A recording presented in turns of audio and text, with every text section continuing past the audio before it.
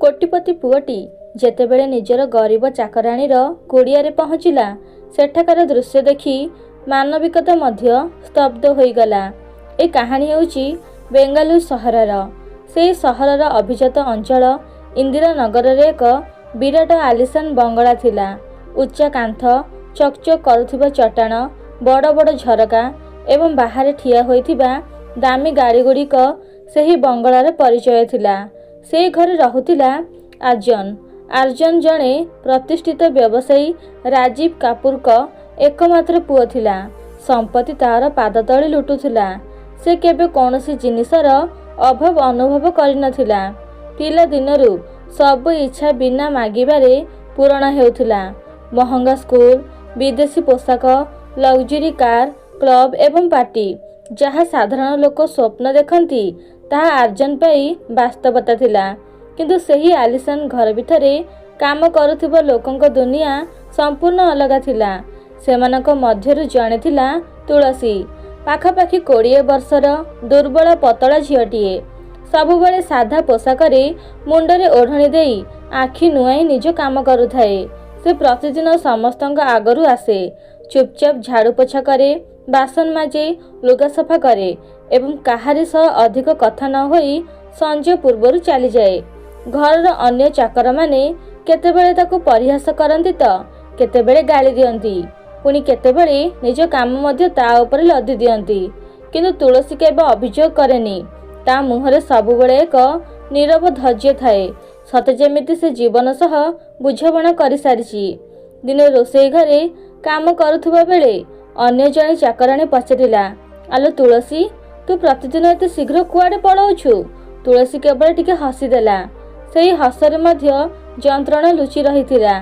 से धीरे कहिला, घरे माँ एकुटिया अछि, आ सान भाई भी अछि, सेमानक जत्न नेबाकू पड़े। एतिकी कही से पुणी निज कामरे लागिगला। आर्जन ताकू अनेक थर देखिथिला किंतु केबे गुरुत्व देई नथिला। ता पाई चाकर माने केवल काम करुथिबा मनीष थिले। किंतु तुलसी पाखरे गोटिए कथा अलगा थिला। से केबे कौनसी जिनिस को हाथ लगाउ नथिला जहा तार नुहे।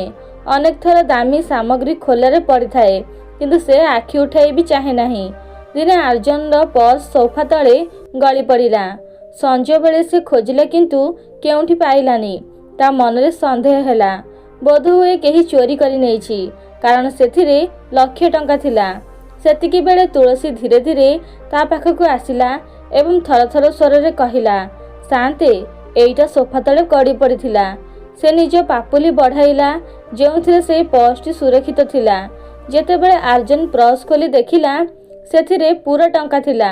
किंतु जेतेबेले तुलसी सेठर चाउथिला प्रथम थर पाई आर्जन मनरे एक चिंता आसिला, कि विचित्र झियटिए। दिन गड़ी चलिला। हठात दिने तुलसी काम को आसिला नहीं। प्रथम दिन केही ध्यान देलेनी। द्वितीय दिन भी से आसिलानी। घरर मैनेजर आकाश रागी जाई अन्य चाकर को कहिला, तुलसी काम को कहीं आसुनी? काले टंका मिलीगला बोली से गायब होईगला कि? तृतीय दिन मध्य तुलसी आसिलानी। काम बढ़ीगला एवं समस्ते विरक्ति हेले। आकाश आर्जन को कहिला, शांते, सेमितिका झियो को पुणी काम रे रखिबेनी, बिना कही गायब होईगला। आर्जन सेतेबेले ऑफिस जाउथिला, किंतु केजाणी काहेकि से हठात मुंड उठाई पचारिला, से केउठी रहे? आकाश मध्य आश्चर्य होईगला। से कहिला, शिवाजी नगर बस्ती रे। आर्जन मध्य अजण अस्थिरता भरीगला। तार मने पड़िला तुलसी केबे छुट्टी नहीं नथिला कि बाहाना करि नथिला। तेबे हठात से गायब होईगला काहेकि? से दिन ऑफिस रे तार मन लागिला नाही। मीटिंग, क्लाइंट रे सह देखा करिबा सबु ताको खाली खाली लागिला। घर को फेरी से बालकनी रे ठिया होई रहिला एवं ता मुंडरे बारंबार सेही मुहटी आसुथिला। क्लांत मुह किंतु शांत। परदिन सकाळे से हठात ड्राइवर को कहिला, गाड़ी बाहर कर।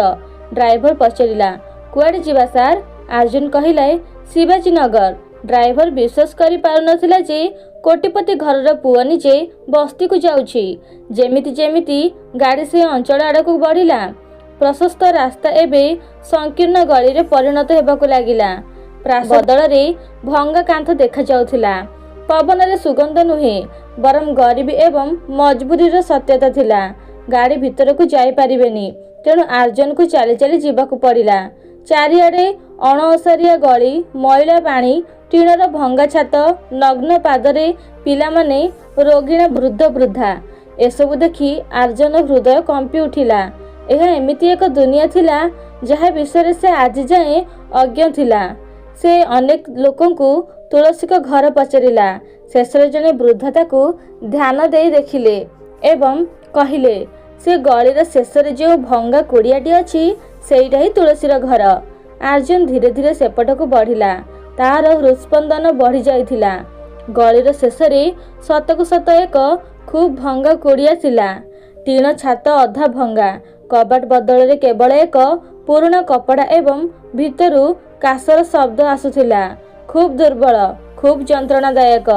ସେହି ମୁହୂର୍ତ୍ତରେ ପ୍ରଥମ ଥର ପାଇଁ ଆର୍ଯ୍ୟନକୁ ଅନୁଭବ ହେଲା ଯେ କିଛି ଯନ୍ତ୍ରଣାକୁ ଟଙ୍କାରେ କେବେ କିଣାଯାଇପାରେ ନାହିଁ।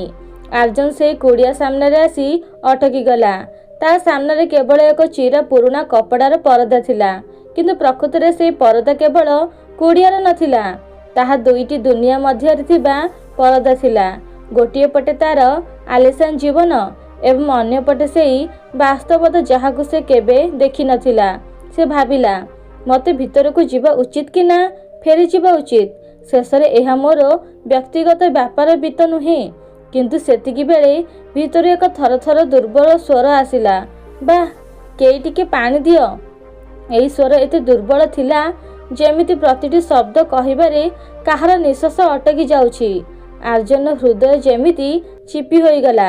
ସେ କେବେ ଏମିତି ସ୍ୱର ଶୁଣି ନଥିଲା। ସେହି ସ୍ୱରରେ କେବଳ ଶୋଷ ନଥିଲା, ବେବସି ଥିଲା, ଯନ୍ତ୍ରଣା ଥିଲା ଏବଂ ବୋଧହୁଏ ଶେଷ ଆଶା ମଧ୍ୟ ଥିଲା। ତାର ହାତ ନିଜେ ନିଜେ ଆଗକୁ ବଢ଼ିଲା। ସେ ଧୀରେ କରି କପଡ଼ା ପରଦା ହଟାଇ ଭିତରକୁ ପାଦ ରଖିଲା। ଭିତରର ଦୃଶ୍ୟ ଦେଖି ସେ ପଥର ପାଲଟିଗଲା। କୁଡ଼ିଆ ଭିତରେ ଘୋର ଅନ୍ଧାର ଥିଲା। କେବଳ ଏକ ଭଙ୍ଗା ଝରକାରୁ ଆସୁଥିବା ସାମାନ୍ୟ ସୂର୍ଯ୍ୟ କିରଣ ଯାହା ଚଟାଣ ଉପରେ ଏକ ଧୂସର ଗାର ତିଆରି କରୁଥିଲା। ସେହି ଆଲୁଅରେ ଏକ ପୁରୁଣା ମଇଳା ଗଦି ପଡ଼ିଥିଲା ଏବଂ ସେହି ଗଦି ଉପରେ ଜଣେ ବୃଦ୍ଧା ନୁହେଁ, ଏକ ଜୀବନ୍ତ କଙ୍କାଳ ପଡ଼ିଥିଲା। ତାଙ୍କ ଶରୀର ଏତେ ଦୁର୍ବଳ ଥିଲା ଯେ ସତେ ଯେମିତି ହାଡ଼ ଉପରେ କେବଳ ଚମଡ଼ା ରଖିଯାଇଛି। ପ୍ରତି ନିଶ୍ୱାସ ସହ ତାଙ୍କ ଛାତି ଥରୁଥିଲା ଏବଂ କାଶ ତାଙ୍କ ପୁରା ଶରୀରକୁ ହଲାଇ ଦେଉଥିଲା। ପାଖରେ ଏକ ସାନ ପୁଅ ବସିଥିଲା। ତା ଆଖିଗୁଡ଼ିକ ବଡ଼ ବଡ଼ ଥିଲା, କିନ୍ତୁ ସେଥିରେ ପିଲାଳିଆମି ନଥିଲା, ଥିଲା କେବଳ ଭୟ ଏବଂ ଭୋକ। ସେ ଚୁପଚାପ ନିଜ ମାଆଙ୍କୁ ଦେଖୁଥିଲା, ସତେ ଯେମିତି ପଚାରୁଛି, ମା, ଏବେ କ'ଣ ହେବ? ଆର୍ଯ୍ୟନ ଚାରିଆଡ଼କୁ ନଜର ବୁଲାଇଲା। କୌଣସି ଚୁଲି ଜଳୁନଥିଲା, କୌଣସି ବାସନରେ ଖାଦ୍ୟ ନଥିଲା, ନା ଅଟା ଡବା, ନା ଚାଉଳ ଦାନା, ନା ରୁଟି ଖଣ୍ଡେ। କୁଡ଼ିଆରେ ଥିଲା କେବଳ ଶୂନ୍ୟତା ଏବଂ ସେହି ଶୂନ୍ୟତାରେ ପ୍ରତିଧ୍ୱନିତା ନୀରବତା। ସେହି ମୁହୂର୍ତ୍ତରେ ଆର୍ଯ୍ୟନକୁ ପ୍ରଥମ ଥର ଅନୁଭବ ହେଲା, ଗରିବୀ କେବଳ ଟଙ୍କାର ଅଭାବ ନୁହେଁ, ଗରିବୀ ହେଉଛି ସେହି ନୀରବତା ଯାହା ଧୀରେ ଧୀରେ ମଣିଷର ସ୍ୱର ଛଡ଼ାଇ ନିଏ। ଗରିବୀ ହେଉଛି ସେହି ଭୋକ ଯାହା ପ୍ରଥମେ ଶରୀରକୁ ଦୁର୍ବଳ କରେ ଏବଂ ପରେ ଆଶାକୁ ମାରିଦିଏ। ସେତିକିବେଳେ ବୃଦ୍ଧ ଜଣକ ପୁଣି କଷ୍ଟରେ କହିଲେ, ପାଣି। ତାଙ୍କ ସ୍ୱର ଏତେ କ୍ଷୀଣ ଥିଲା ଯେମିତି ପବନରେ ହଜିଯିବ। ଆର୍ଯ୍ୟନ ଘାବରେଇ ଗଲା। ସେ ଜଲ୍ଦି ଜଲ୍ଦି ଚାରିଆଡ଼େ ଚାହିଁଲା। କୋଣରେ ଏକ ଭଙ୍ଗା ବାଲ୍ଟି ପଡ଼ିଥିଲା ଯେଉଁଥିରେ ସାମାନ୍ୟ ମଇଳା ପାଣି ଥିଲା। ସେ କ୍ଷଣିକ ପାଇଁ ଅଟକିଗଲା। ତା ମନରେ ପ୍ରଶ୍ନ ଆସିଲା, ଏ ପାଣି ଦେବା କ'ଣ ଠିକ୍? ଏଇଟା ତ ସଫା ବି ନୁହେଁ। କିନ୍ତୁ ତା ହୃଦୟ ଜବାବ ଦେଲା, ଏବେ ପ୍ରଶ୍ନ ଠିକ୍ ଭୁଲର ନୁହେଁ, ପ୍ରଶ୍ନ ହେଉଛି ଜୀବନର। ସେ ଲୋଟା ଉଠାଇଲା, ପାଣି ଭରିଲା ଏବଂ ଧୀରେ ବୃଦ୍ଧାଙ୍କ ଓଠରେ ଲଗାଇଲା। ମହିଳାଙ୍କ ହାତ ଥରୁଥିଲା।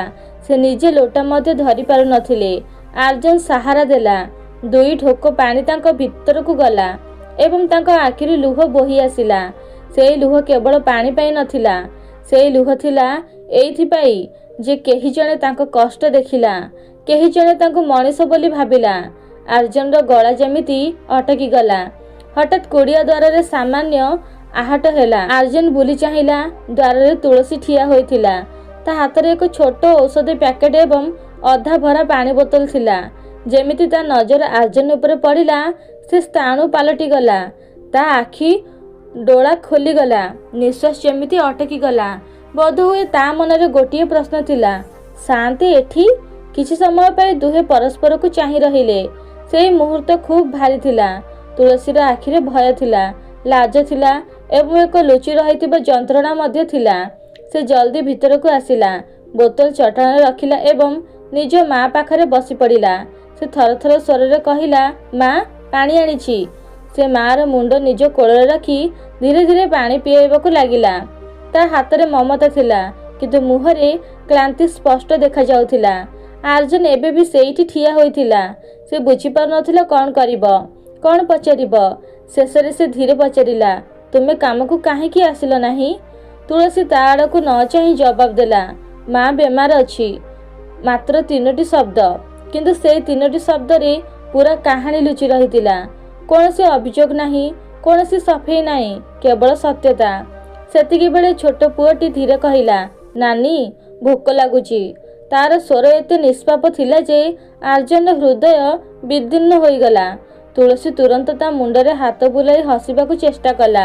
ଏଇନେ କିଛି ଆଣୁଛି, କିନ୍ତୁ ତା ଆଖି କହୁଥିଲା ଯେ ସେ ନିଜେ ବି ଜାଣିନି କ'ଣ ଆଣିବ। ଆର୍ଜୁନ ପକେଟରେ ହାତ ପୁରାଇଲା। ସେ ଟଙ୍କା ବାହାର କରି ତା ଆଡ଼କୁ ବଢ଼ାଇଲା। ଏଇଟା ରଖ, କିଛି ଖାଇବା ନେଇ ଆସ। ତୁଳସୀ ତୁରନ୍ତ ହାତ ପଛକୁ ନେଇଗଲା। ନା ଶାନ୍ତେ, ମୁଁ ସମ୍ଭାଳି ନେବି। ତା ସ୍ୱରରେ ଦ୍ୱିଧା ଥିଲା, କିନ୍ତୁ ଆତ୍ମସମ୍ମାନ ମଧ୍ୟ ଥିଲା। ଆର୍ଜୁନ ଆଶ୍ଚର୍ଯ୍ୟ ହେଲା। ସେ ଭାବିଲା, ଯେଉଁ ଝିଅର ଘରେ ଖାଇବାକୁ ନାହିଁ ସେ ମଧ୍ୟ ସାହାଯ୍ୟ ନେବାକୁ ଡରୁଛି। ସେ ପ୍ରଥମ ଥର ବୁଝିଲା, ଗରିବୀ ମଣିଷର ପକେଟ ଖାଲି କରି, କିନ୍ତୁ ସ୍ୱାଭିମାନ ତା ହୃଦୟରେ ରହେ। ଆର୍ଜୁନ ଏଥର ଟିକେ ଦୃଢ଼ ଭାବରେ କହିଲା, ଏହା ସାହାଯ୍ୟ ନୁହେଁ, ଏହା ଏବେକାର ଆବଶ୍ୟକତା। ତୁଳସୀର ଆଖି ଲୁହରେ ଭରିଗଲା, କିନ୍ତୁ ସେ ତଥାପି ଟଙ୍କା ନେଲାନି। ସେତିକିବେଳେ ବୁଢ଼ୀ ମା କ୍ଷୀଣ ସ୍ୱରରେ କହିଲେ, ନେଇଯା ମା, ପିଲାମାନେ ଭୋକିଲା ଅଛନ୍ତି। ଏତିକି ଶୁଣିବା ପରେ ତୁଳସୀ ଭାଙ୍ଗି ପଡ଼ିଲା। ସେ ଥରଥର ହାତରେ ଟଙ୍କା ନେଇଗଲା ଏବଂ ମୁଣ୍ଡ ନୁଆଇଲା। ତା ଆଖିରୁ ଝରୁଥିବା ଲୁହ ଚଟାଣରେ ପଡ଼ୁଥିଲା, ତାହା ସିଧା ଆର୍ଜୁନର ହୃଦୟରେ ପଡ଼ୁଥିଲା। ଆର୍ଜୁନ ତୁରନ୍ତ କହିଲା, ମୁଁ ଏବେ ଆସୁଛି ଖାଦ୍ୟ ନେଇ। ଏବଂ କିଛି ନ ଶୁଣି, କିଛି ନ ଭାବି ସେ କୁଡ଼ିଆ ବାହାରକୁ ବାହାରି ଆସିଲା। କିନ୍ତୁ ଏଥର ସେ ସେହି ଆର୍ଜୁନ ନଥିଲା ଯିଏ କିଛି ସମୟ ପୂର୍ବରୁ ଏହି ଗଳିକୁ ଆସିଥିଲା। କିଛି ବଦଳି ଯାଇଥିଲା। ବୋଧହୁଏ ପ୍ରଥମ ଥର ପାଇଁ ତାର ହୃଦୟ ଜାଗ୍ରତ ହୋଇଥିଲା। କୁଡ଼ିଆ ବାହାରକୁ ଆସିବା ମାତ୍ରେ ଆର୍ଜୁନ ଏକ ଦୀର୍ଘଶ୍ୱାସ ନେବାକୁ ଚେଷ୍ଟା କଲା। କିନ୍ତୁ ଆଶ୍ଚର୍ଯ୍ୟର କଥା, ପବନ ସେଇଆ ଥିଲା, ତଥାପି ନିଶ୍ୱାସ ଭାରି ଲାଗୁଥିଲା। କ'ଣ ବଦଳିଲା? ପବନ ନୁହେଁ, ତାର ଚିନ୍ତାଧାରା ବଦଳି ଯାଇଥିଲା। କିଛି ସମୟ ପୂର୍ବ ଯାଏଁ ସେ ଏହି କାରରେ ବସିଥିବା ସେଉଁଠି ସୁଗନ୍ଧ ଥିଲା, ଆରାମ ଥିଲା ଏବଂ ନିଶ୍ଚିନ୍ତତା ଥିଲା। ଆଉ ଏବେ ଏହି ଅଣଓସାରିଆ ଗଳିରେ ଯେଉଁଠି ପ୍ରତି କାନ୍ଥ ଗରିବୀର କାହାଣୀ ଶୁଣାଉଥିଲା, ସେ ନିଜକୁ ପଚାରିଲା, କ'ଣ ସତରେ ଲୋକମାନେ ଏମିତି ବି ବଞ୍ଚନ୍ତି କି ନା ଏହା ବଞ୍ଚିବା ନୁହେଁ, କେବଳ ଜୀବନ କାଟନ୍ତି। ସେ ସମୟ ନଷ୍ଟ ନ କରି ପାଖରେ ଥିବା ଏକ ଛୋଟ ଦୋକାନ ଆଡ଼କୁ ବଢ଼ିଲା। ଦୋକାନୀ ଜଣେ ବୃଦ୍ଧ ଲୋକ ଥିଲେ, ଯିଏ ଆର୍ଜୁନକୁ ଉପରକୁ ତଳ ଯାଏଁ ଦେଖିଲେ। ଦାମୀ ଜୋତା, ବ୍ରାଣ୍ଡେଡ୍ ସାର୍ଟ, ହାତରେ ଦାମୀ ଘଣ୍ଟା। ସେ ଆଶ୍ଚର୍ଯ୍ୟ ହୋଇ ପଚାରିଲେ, ଶାନ୍ତେ, ଆପଣ ଏଠି କ'ଣ ଦରକାର?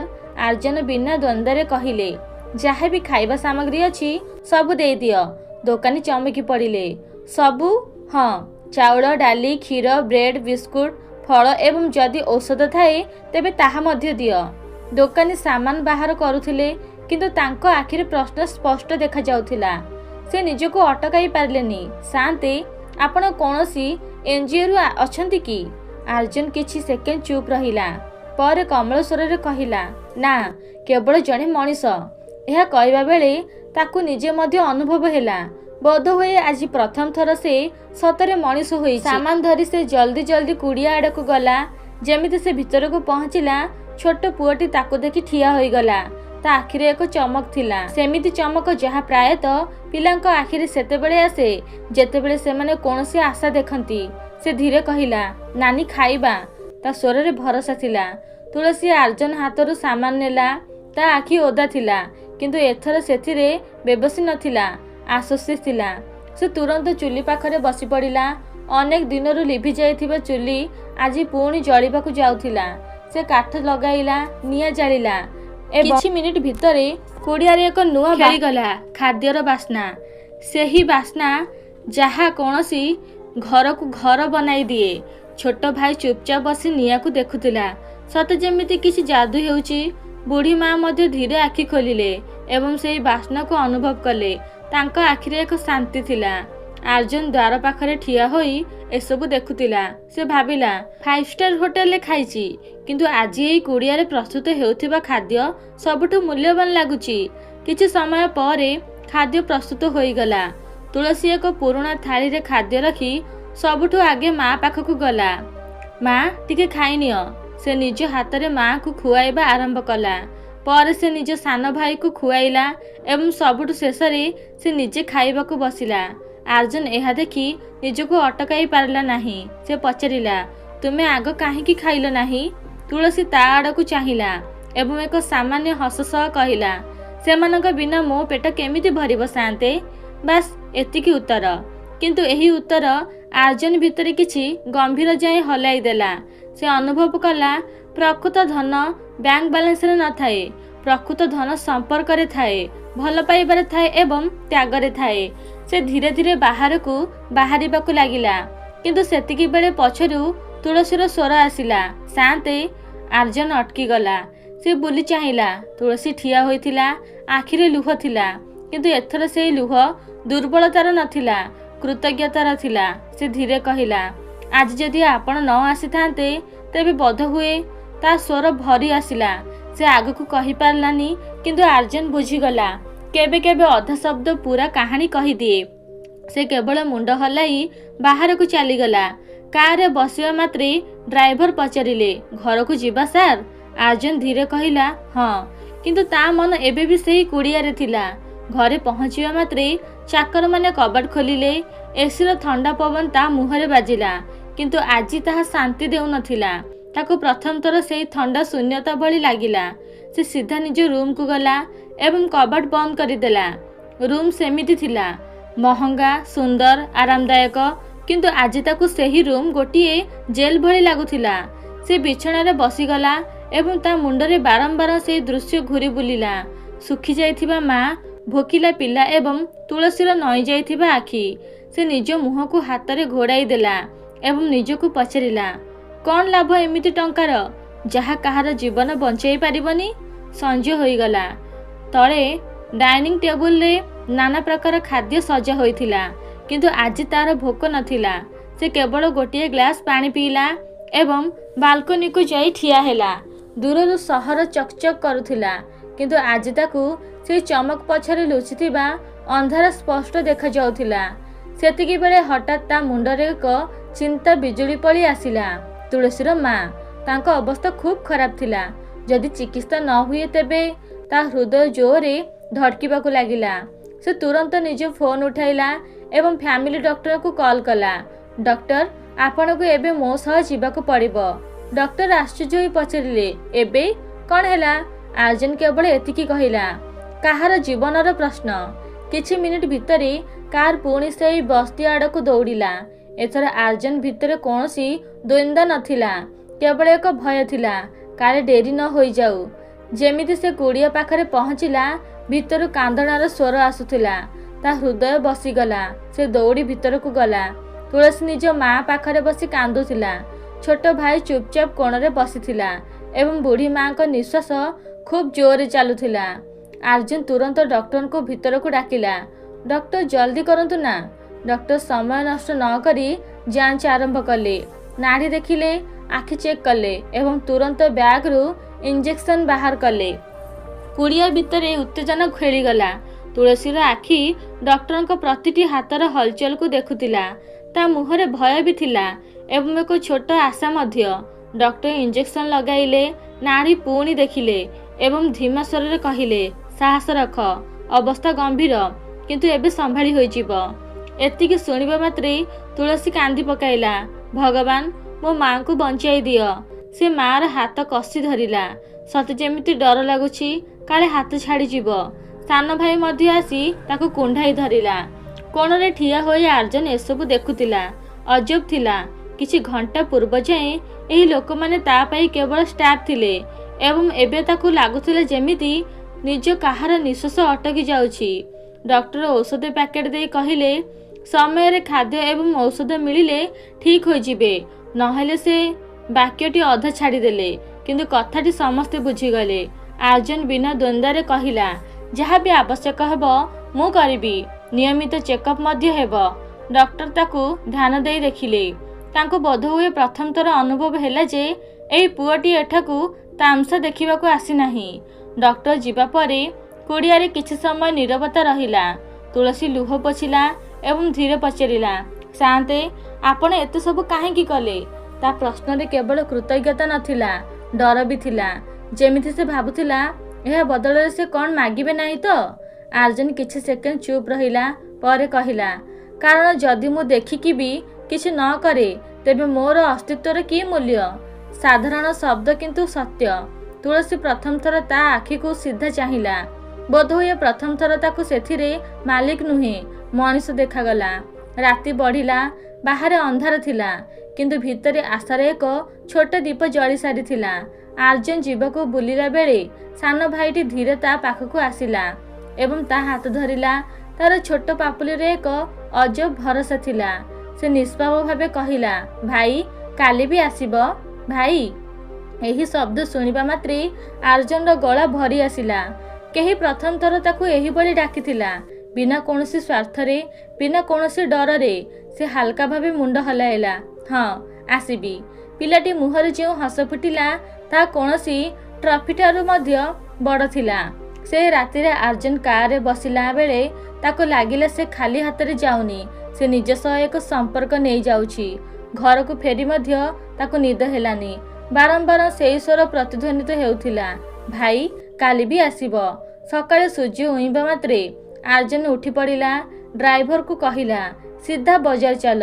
ड्राइवर आश्चर्य होई पचारिले, एते सकाळे सार, आज कहीं भोकिला रहिबा उचित नुहे। बजार से प्रचुर सामान किनिला, राशन, डाली, क्षीर, फल, औषध, कंबल, एपरिक एक छोट स्टोव मध्य।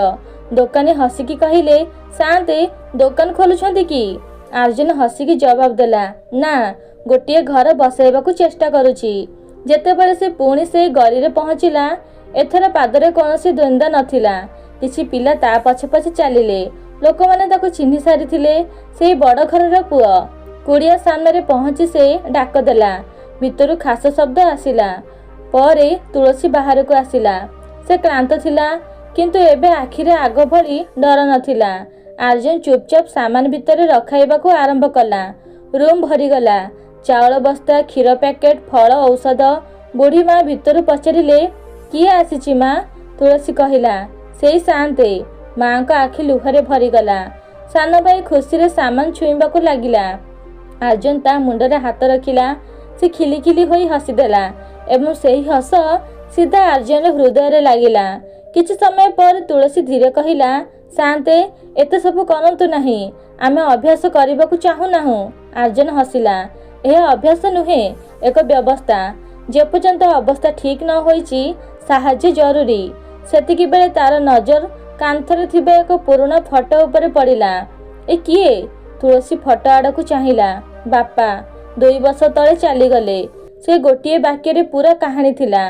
रोजगारिया मनीष चलीगला एवं घर विच्छिन्न होईगला। आर्जन बुझीगला जे केबे केबे जनकर मृत्यु केवल मनीष को नहीं जाएनी, पूरा परिवार सुरक्षा को मध्य नहीं जाए। सेतिकी बेले बाहर चुपचाप कथाबार्ता सुनागला। देखिलु झीटा बड़ लोक फसाई देइची, किछि तो चलीथिबो। ए शब्द गुड़िक तीर भली भितरु आसुथिला। तुलसीर मुह नईगला। आखिरे लाज नुहे, आघात थिला। से धीरे कहिला, आपण एबे आउ आसंतु नाही, लोक माने खराब कहउचंती। आर्जन किछि समय चुप रहिला, परे पचारिला, जदि लोक किछि भी कहिदेबे तेबे कौन आमे सठिक काम करिबा छाड़ी देबा? तुलसी मुंड नुए कहिला, आमे गरीब शांते, आम पाई सम्मान ही सब किछि। एई कथा आर्जन हृदय को छुईगला। से बुझिला गरीबी ठारू बड़ डर बदनामी होई थाए। आर्जन शांत स्वर रे कहिला, ठीक अछि, मु प्रतिदिन एठाकू आसीबिनी, किंतु चिकित्सा अटकीबनी, राशन अटकीबनी एवं तुम भाईर पढ़ा मध्य अटकीबनी। तुलसी आश्चर्य होई ता आड़कू चाहिला। पढ़ा? हाँ, काहेकि? से मध्य बड़ होई डॉक्टर बा इंजीनियर होई परिबो। गरीबी स्वप्न देखिबार रोके नहीं, सुजोग न मिलिबार रोकी थाए। बाहर लोक माने एबे भी किछि कहूथिले, किंतु भितर एक नुआ चिंताधारा जन्म नहीं सारिथिला। से दिन आर्जन केवल साहाय्य कलानी, से एक सिस्टम तैयारी करबाकू निष्पत्ति नेला। चिकित्सार, शिक्षार एवं सम्मानर। କାରଣ ପ୍ରକୃତ ପରିବର୍ତ୍ତନ ଦାନରୁ ନୁହେଁ ଦାୟିତ୍ୱରୁ ଆସିଥାଏ। ବୋଧହୁଏ ଏହା ହିଁ ସେହି ମୋଡ଼ ଥିଲା ଯେଉଁଠି ଜଣେ ଧନୀ ପୁଅ କେବଳ ସାହାଯ୍ୟକାରୀ ନୁହେଁ ଜଣେ ସଚ୍ଚା ମଣିଷ ହେବାକୁ ଲାଗିଲା। ଆର୍ଯ୍ୟନ ସେଦିନ ପ୍ରଥମ ଥର ବୁଝିଲା ଯେ ଏହି ଦୁନିଆରେ ଗରିବୀ ଠାରୁ ଅଧିକ ଭାରି ଜିନିଷ କ'ଣ? ଲୋକଙ୍କ ନଜର, ସେହି ନଜର ଯାହା ସାହାଯ୍ୟକୁ ମଧ୍ୟ ସନ୍ଦେହ ଭାବେ ଦେଖେ ଏବଂ ମାନବିକତାକୁ ମଧ୍ୟ ଏକ ଗପ ବନାଇ ଦିଏ। ତୁଳସୀର ଶବ୍ଦ ତା କାନରେ ବାଜୁଥିଲା, ଶାନ୍ତେ ଏବେ ଆପଣ ଆସନ୍ତୁ ନାହିଁ, ଲୋକମାନେ ଖରାପ କଥା କହୁଛନ୍ତି। ଆର୍ଯ୍ୟନ କିଛି ସେକେଣ୍ଡ ଚୁପ୍ ରହିଲା, ପରେ ଧୀରେ ପଚାରିଲା, ଯଦି ମୁଁ ଆସିବିନି ତେବେ ଚିକିତ୍ସା କେମିତି ହେବ? ଖାଦ୍ୟ କେମିତି ଆସିବ? ତୁଳସୀ ପାଖରେ କୌଣସି ଉତ୍ତର ନଥିଲା, କାରଣ ସତ୍ୟ ଏହା ଥିଲା ଯେ ଆବଶ୍ୟକତା ଏବଂ ସମ୍ମାନ ମଧ୍ୟରେ ଯୁଦ୍ଧ ବହୁତ କଷ୍ଟ ଦିଏ। ସେତିକି ବେଳେ ପଛରୁ ବୁଢ଼ୀ ମାଙ୍କ ଦୁର୍ବଳ ସ୍ୱର ଆସିଲା, ପୁଅ, ଲୋକ ତ ଭଗବାନଙ୍କ ଉପରେ ବି ଆଙ୍ଗୁଠି ଉଠାନ୍ତି, ତୁମେ ତ ତଥାପି ମଣିଷ। ଭୋକିଲାକୁ ଖାଦ୍ୟ ଦେବା ପାଇଁ ନିଜେ ଭଗବାନଙ୍କ ରୂପ ହୋଇଥାଏ। ଏହା ଶୁଣିବା ମାତ୍ରେ ତୁଳସୀ ନିଜକୁ ଅଟକାଇ ପାରିଲାନି ଏବଂ ଭୋ ଭୋ ହୋଇ କାନ୍ଦି ପକାଇଲା। ବୋଧହୁଏ ପ୍ରଥମ ଥର ତାକୁ ଅନୁଭବ ହେଲା ଯେ ସାହାଯ୍ୟ ନେବା ଦୁର୍ବଳତା ନୁହେଁ, କେବେ କେବେ ଏହା ମଧ୍ୟ ସାହସ। ସେତିକିବେଳେ ସାନ ଭାଇ ଧୀରେ ଆର୍ଯ୍ୟନ ପାଖକୁ ଆସିଲା ଏବଂ ତା ଧରି ନେଲା। ତାର ଛୋଟ ପାପୁଲିରେ ଏକ ଅଜବ ଭରସା ଥିଲା। ସେ କହିଲା, ଭାଇ, ଆପଣ ଆସିବେ, ଆପଣ ଆସିଲେ ଭଲ ଲାଗେ। ବାସ୍ ଗୋଟିଏ ଛୋଟ ବାକ୍ୟ, କିନ୍ତୁ ସେହି ବାକ୍ୟ ସମାଜର ସବୁ ଟାହି ଟାପୁରାକୁ ଛୋଟ କରିଦେଲା। ଆର୍ଯ୍ୟନ ଏକ ଦୀର୍ଘଶ୍ୱାସ ନେଲା ଏବଂ ପ୍ରଥମ ଥର ହୃଦୟରୁ କହିଲା, ମୁଁ ଆସୁଥିବି, କାରଣ ଏବେ ମୁଁ ନିଜକୁ ଅଟକାଇ ପାରିବିନି। ସେ ଅଟକି ଗଲା, ପରେ ହାଲକା ହସିଲା। ବୋଧହୁଏ ଏହା କେବଳ ସାହାଯ୍ୟ ନୁହେଁ, ଏହା ଏକ ସମ୍ପର୍କ ବନିଯାଇଛି। ତୁଳସୀ ପ୍ରଥମ ଥର ତା ଆଡ଼କୁ ଚାହିଁଲା ଏବଂ ହାଲକା ହସିଦେଲା। ଲୁହ ଭିଜା ହସ, କିନ୍ତୁ ସେଥିରେ ଡର ନଥିଲା, ଭରସା ଥିଲା। ସଞ୍ଜ ହେଲା, ଆର୍ଯ୍ୟନ ଯିବାକୁ ବାହାରିଲା। ସେତିକିବେଳେ ମା କମ୍ପିଲା, ହାତ ଉଠାଇ ଆଶୀର୍ବାଦ କଲେ, ଖୁସିରେ ରୁହ ପୁଅ, ସବୁବେଳେ ଖୁସିରେ ରହ। ଆର୍ଯ୍ୟନ ସ୍ତବ୍ଧ ହୋଇଗଲା। ତାର ମନେ ପଡ଼ୁନଥିଲା ଶେଷଥର କେହି ତାକୁ ହୃଦୟରୁ କେବେ ଆଶୀର୍ବାଦ ଦେଇଥିଲେ। ତା ପାଖରେ ସବୁକିଛି ଥିଲା, କିନ୍ତୁ ଆଜି ତାକୁ ଲାଗିଲା ସେ ସତରେ କିଛି ପାଇଛି। ସେ ଯେତେବେଳେ ବାହାରକୁ ଆସିଲା, ଗଳିରେ ଠିଆ ହୋଇଥିବା ଲୋକମାନେ ଚୁପ୍ ହୋଇଗଲେ। ଆଗରୁ ସେହି ଲୋକମାନେ ଚୁପଚାପ କଥା ହେଉଥିଲେ, ଆଜି ସେମାନେ ନୀରବ ଥିଲେ। କିନ୍ତୁ ଏଥର ଆର୍ଯ୍ୟନର କାହା ପ୍ରତି ଖାତିର ନଥିଲା, କାରଣ ଯେତେବେଳେ ମଣିଷ ସଠିକ୍ ଥାଏ ତାକୁ ସଫେଇ ଦେବାକୁ ପଡ଼େ ନାହିଁ। ଦିନ ଗଡ଼ିଲା ଏବଂ ଧୀରେ ଧୀରେ ଆର୍ଯ୍ୟନରୁ ସେଠାକୁ ଆସିବା ସେହି କୁଡ଼ିଆର ଜୀବନର ଏକ ଅଂଶ ପାଲଟିଗଲା। ଏବେ ସେ କେବଳ ସାମାନ ଆଣୁନଥିଲା, ସେ ନିଜ ସମୟ ଆଣୁଥିଲା। କେତେବେଳେ ସାନ ଭାଇକୁ ପଢ଼ାଉଥିଲା, ଏଇ ଦେଖ, ଏ for apple, B for ball. ପିଲାଟି ହସିକି କହେ, ଆଉ ବି ଫର୍ ଭାଇ ମଧ୍ୟ ହୁଏ। ଦୁହେଁ ହସି ପକାନ୍ତି। କେତେବେଳେ ସେ ମାଙ୍କ ପାଖରେ ବସି ପୁରୁଣା କଥା ଶୁଣେ, ମୋ ପୁଅ ମଧ୍ୟ ତୁମ ବୟସର ହୋଇଥାନ୍ତା ଯଦି ବଞ୍ଚିଥାନ୍ତା। ସେହି ମୁହୂର୍ତ୍ତରେ ଆର୍ଯ୍ୟନକୁ ଲାଗେ ସତେ ଯେମିତି ସେ ସତରେ ତାଙ୍କ ପୁଅ। ଧୀରେ ଧୀରେ ମାଙ୍କ ଦେହ ସୁଧୁରିଲା। କୁଡ଼ିଆରେ ପ୍ରଥମ ଥର କେବଳ ନିଶ୍ୱାସ ନୁହେଁ, ଆଶା ମଧ୍ୟ ଚାଲିଲା। କିନ୍ତୁ ସବୁ କାହାଣୀ ଏତେ ସହଜ ନୁହେଁ। ଦିନେ ତାର ବାପା ପଚାରିଦେଲେ, ଆଜିକାଲି ପ୍ରତିଦିନ କୁଆଡ଼େ ଯାଉଛୁ? ଆର୍ଯ୍ୟନ ଶାନ୍ତ ସ୍ୱରରେ କହିଲା, ଏକ ପରିବାରକୁ ସାହାଯ୍ୟ କରିବାକୁ। ତାଙ୍କ ବାପା ହସିଲେ, ପୁରା ଦୁନିଆର ଗରିବଙ୍କ ଠିକା ନେଇଛୁ କି? ଏହା ପରିହାସ ଥିଲା, କିନ୍ତୁ ଆର୍ଯ୍ୟନ ହୃଦୟରେ ଗମ୍ଭୀର ଆଘାତ ଦେଲା। ସେ ପ୍ରଥମ ଥର ଅନୁଭବ କଲା, ସବୁ ଧନୀ ମଣିଷ ହୃଦୟରୁ ଧନୀ ନଥାନ୍ତି। ଦିନେ ସଞ୍ଜ ବେଳେ ସେ କୁଡ଼ିଆରେ ପହଞ୍ଚିଲା ବେଳକୁ ପରିବେଶ ବଦଳି ଯାଇଥିଲା। କୌଣସି ଶବ୍ଦ ନାହିଁ, ହସ ନାହିଁ। ତୁଳସୀ ଚୁପ୍, ସାନ ଭାଇ ଚୁପ୍ ଏବଂ ମାଙ୍କ ଆଖିରେ ଲୁହ। ଆର୍ଯ୍ୟନ ଘାବରେଇ ଗଲା। କ'ଣ ହେଲା? ତୁଳସୀ ଧୀରେ କହିଲା, ଘର ମାଲିକ କହୁଛି ଟଙ୍କା ନଦେଲେ କୁଡ଼ିଆ ଖାଲି କରିବାକୁ ପଡ଼ିବ। ସାନ ଭାଇ ଡରିକି କହିଲା, ଭାଇ, ଆମେ କୁଆଡ଼େ ଯିବୁ? ଆର୍ଯ୍ୟନ ବିନା ଦ୍ୱନ୍ଦ୍ୱରେ କହିଲା, କୁଆଡ଼େ ବି ଯିବନି। ପରଦିନ ହିଁ ସେ ଟଙ୍କା ଦେଇ କାଗଜପତ୍ର ବନାଇ ଦେଲା। ଏବେ ସେହି କୁଡ଼ିଆ ସେମାନଙ୍କ ନିଜ ଘର ଥିଲା, ସୁରକ୍ଷିତ ଥିଲା। ଯେତେବେଳେ ସେ ଏହି ଖବର ଦେଲା, ସାନ ଭାଇ ଖୁସିରେ ନାଚି ଉଠିଲା, ଏବେ ଆମକୁ କେହି ବାହାର କରିପାରିବେନି। ମା କାନ୍ଦିବାକୁ ଲାଗିଲେ ଏବଂ ତୁଳସୀ କେବଳ ଚୁପଚାପ ଆର୍ଯ୍ୟନକୁ ଦେଖୁଥିଲା। ତା ଆଖିରେ ହଜାର ଶବ୍ଦ ଥିଲା, କିନ୍ତୁ ସ୍ୱର ନଥିଲା। କିନ୍ତୁ ଜୀବନ ସବୁବେଳେ ଏକା ଭଳି ରହେନି। ସେଇ ରାତିରେ ହସ୍ପିଟାଲରୁ ଫୋନ୍ ଆସିଲା, ରୋଗୀଙ୍କ ଅବସ୍ଥା ଗମ୍ଭୀର, ତୁରନ୍ତ ଆସନ୍ତୁ। ଆର୍ଯ୍ୟନ ହୃଦୟ ବସିଗଲା। ସେ ଦୌଡ଼ି ହସ୍ପିଟାଲକୁ ଗଲା। ସେଠାରେ ତୁଳସୀ ଚଟାଣରେ ବସି କାନ୍ଦୁଥିଲା। ସାନ ଭାଇ ତାକୁ ଜାବୁଡ଼ି ଧରିଥିଲା ଏବଂ ମା ଆଇସିୟୁରେ ଥିଲେ। ଡକ୍ଟର ବାହାରକୁ ଆସିଲେ ଏବଂ ଧୀରେ ମୁଣ୍ଡ ହଲାଇଲେ। आमे सबु चेष्टा कलु। एतिकी सुनिबा मात्रे तुलसीर चित्कार पूरा हॉस्पिटल खेलीगला। माँ से अर्जुन को कुंडाई कांदिबाकु लागिला। एबे आमर आउ केही नाही। सेई मुहूर्तरे अर्जुन अनुभव कला किछि कष्ट एमिति थाए जहाकू शब्द भरी पारेनी। शेष कृत्य परे कुड़िया आहुरी शून्य होईगला। सान भाई एबे कम कथा कहूतिला एवं तुलसी आखिरे एबे लुह भी बाकी नथिला।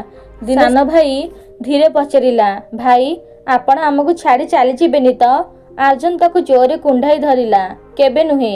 से मुहूर्त रे एही संपर्क संपूर्ण बदली गला। एबे यह साहाय्य नथिला, यह एक परिवार थिला। किछि दिन पर अर्जुन कहिला, जदि तुम चाहुच तेबे मो घर को चल, सेठी पढ़ापढ़ी भी हेब एवं कौनसी डर मध्य रहिबनी। तुलसी निज भाई आड़ को चाहिला। ता आखिरे पुणी स्वप्न थिला। से चुपचाप मुंड हलाई सम्मति देला। किछि मास परे सान भाई स्कूल जीवाको लागिला। तुलसी घर संभाळिला एवं अर्जुन प्रथम थर सतरी खुशी रहिबाकु लागिला। दिने से बालकोनी ठिया होइथिला। तळे पिलाटी खेलुथिला एवं ताको देखि चित्कार कला, भाई देखंतु मु जीति गली। अर्जुन हसी देला। सेतिकी बेले पछरु तुलसी चा नै आसिला। सेमानक नजर मिसिला। एबे सेठारे द्वंद्व नथिला कि दूरता भी नथिला, थिला केवल आपणापण। बाहर सेई चमकदार राति थिला, से दामी कोठाबाड़ी एवं संपत्ति। किंतु एबे अर्जुन हृदय खाली नथिला, कारण एक छोट कुड़िया ताकू सेया शिखाई देइथिला जहा कोटी कोटी टंका शिखाई पारि नथांता। जे प्रकृत धनी हेउची हृदयर धनी। मनुष्य टंकारे बड़ हुएनी, निज हृदय बड़ हुए। काहाकू साहाय्य करिबा माने केवल टंका देबा नुहे, बरं तार सबुठु कष्ट समय रे ता पाखरे ठिया हेबा। कारण सत कहिबाकू गले केबे केबे आमे अन्यर जीवन बदलाइबाकू बाहरी थाउ, किंतु सेही रास्ता रे आमे निजे मध्य केतेबेले बदली जाऊ जानि पारुना। आशा करूची एही कहानीटी आपण मानकू भी भल लागिबो। जदि हां तेबे कमेंट माध्यम रे हमकू निश्चय जणाइबे। धन्यवाद।